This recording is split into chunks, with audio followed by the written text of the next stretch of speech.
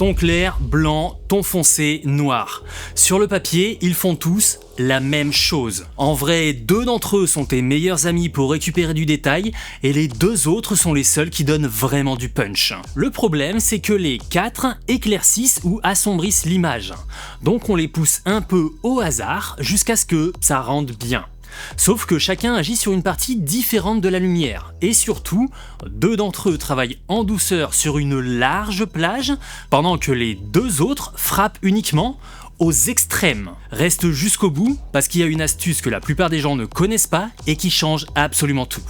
Les tons clairs agissent sur toutes les hautes lumières de l'image, mais en douceur sur une large zone. C'est ton curseur de récupération. Un ciel trop blanc ? Tu baisses les tons clairs et le détail des nuages revient, progressivement, sans casser le reste. Retiens ce mot, progressif. Les tons clairs ne touchent presque pas l'extrême le plus blanc, et c'est précisément là qu'intervient le curseur suivant. Les blancs, eux, définissent le point le plus lumineux de ton image, la borne tout à droite de l'histogramme. Tu ne récupères pas du détail avec les blancs, tu décides jusqu'où va le blanc le plus pur. Pousse trop, et tu écrètes, ces zones n'ont plus aucune information, c'est du blanc mort.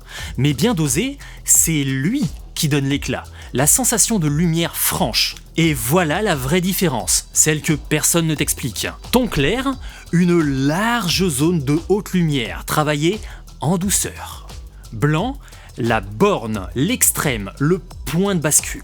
L'un agit large et en douceur, l'autre agit précisément sur l'extrême.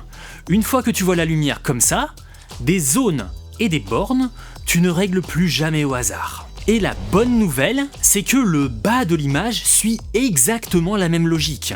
Les tons foncés, large zone de ton sombre, en douceur. Ton curseur de récupération pour faire ressortir le détail dans les parties sombres. Les noirs, la borne sombre, le point le plus noir. C'est lui qui ancre l'image et donne de la profondeur. Ou qui bouge si jamais tu forces. Petite astuce de pro, quand tu règles les blancs ou les noirs, maintiens la touche Alt, ou Option sur Mac, en bougeant le curseur. L'écran devient noir ou blanc et t'affiche en couleur exactement les zones que tu es en train d'écrêter.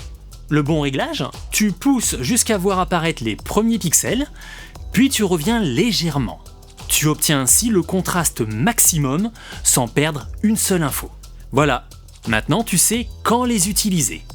Récupération en douceur d'un côté, contraste franc de l'autre. Ton blanc et foncé pour récupérer, blanc et noir pour le punch. C'est aussi simple que ça. Si cette vidéo t'a aidé, laisse un like, ça me motive vraiment à créer de nouvelles vidéos, et n'hésite pas à me dire en commentaire si tu connaissais la nuance.